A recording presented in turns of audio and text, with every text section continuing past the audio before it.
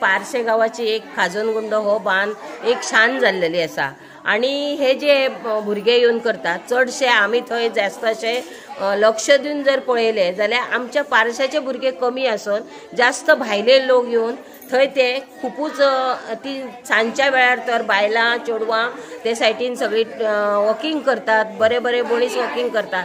पण तेन्ना हे पळयशीत जाल्यार भायल्या स्टेटींतले म्हणजे भायल्या गांवांतले लोक येवन थंय भुरगे येवन थंय ते मस्ती करतात. आमी जर ते सांगूंक गेले तर ते आमच्या गांवांतल्या लोकांक आयकना. तेन्ना हांव आमच्या आमदारा कडेनूय लक्ष मारूचो तेचेर आणि हांव गव्हर्मेंटा कडेन मागता की पेडणे पुलीस स्टेशन जाला आणि मांद्रे पुलीस स्टेशन जाला. हे दोनूय जर पुलीस स्टेशनां पळयशीत जाल्यार आयज खरें आमकां थंय पेट्रोलिंगाची गरज आसा. तर हांव खरेंच रिक्वेस्ट करता की हेचेर लक्ष दिवन आमच्या आमदारांनी दिवचो लक्ष आणि आमच्या म्हणटा तशें गव्हर्मेंटूय आतां म्हणटा तशें डबल इंजनाचे चल्लेले आसा तेंच्यांनी हेचेर लक्ष दिवन ते आमच्या खाजन गुंड्याची जी पळय शान आसा ती आमच्या पार्सेकारांक उपभोगूंक दिवपाची अशें हांव ह्या गव्हर्मेंटा कडेन रिक्वेस्ट करता.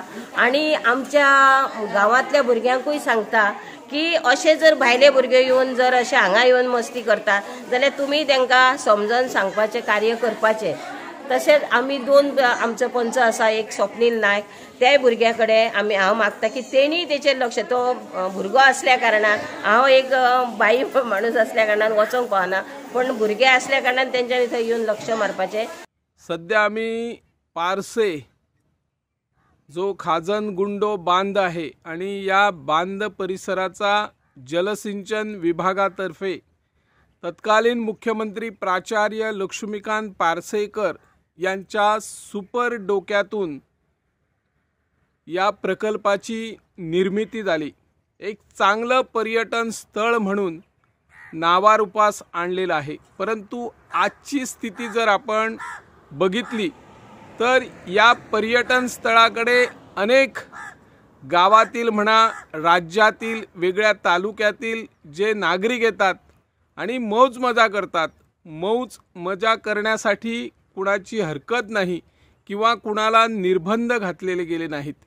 परंतु ज्या पद्धतीने हे सार्वजनिक एखादा प्रकल्प असतो, सार्वजनिक क्षेत्रामध्ये कार्यरत असताना प्रत्येक नागरिकांची जबाबदारी असते.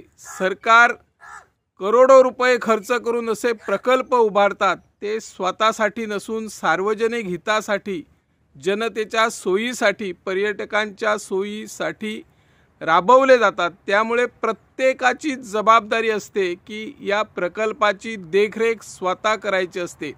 आज या प्रकल्पाच्या ठिकाणी जर भेट दिली असता तर पूर्ण काचीच्या बाटल्यांचा खचाखच भरलेला दिसत आहे. अनेक दारूच्या बाटल्या फोडलेल्या आहेत आणि त्यामुळे एखादा जर छोटा मुलगा किंवा एखादं बाळ त्या ठिकाणी फिरायला आलं आणि त्याच्या पायाला जर त्या काचा लागल्या तर त्याला जबाबदार कोण?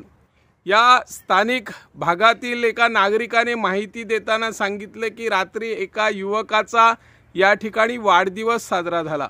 वाढदिवस साजरा करण्यासाठी कुणाची हरकत नाही, परंतु वाढदिवस साजरा केल्यानंतर ज्या ठिकाणी दारूची पार्टी, इतर खाणं जेवण केलं, मौज मजा केली आणि ते सर्व झाल्यानंतर ज्या खाली बाटल्या होत्या दारूच्या, बियरच्या बाटल्या त्या ठिकाणी फोडून हा परिसर विद्रूप करण्याचा प्रयत्न केलेला आहे. हल्लीच आपले स्थानिक आमदार जित आरोलकर यांनी दीपोत्सव या ठिकाणी साजरा केला. नाताळाच्या निमित्ताने नाताळ उत्सव या ठिकाणी साजरा केला आणि या परिसराला रंगरंगोटी करण्याचं काम केलं. परंतु आज या भागात जर आपण नजर मारली तर विद्रुपीकरण मोठ्या प्रमाणात सुरू होत असल्याचं चित्र दिसून आहे. या भागाची स्थानिक महिला पंच सदस्य सुनीता बुगडे यांनी यावेळी मागणी करताना सांगितली की मांद्रे पोलीस स्टेशन हल्लीच झालेलं आहे.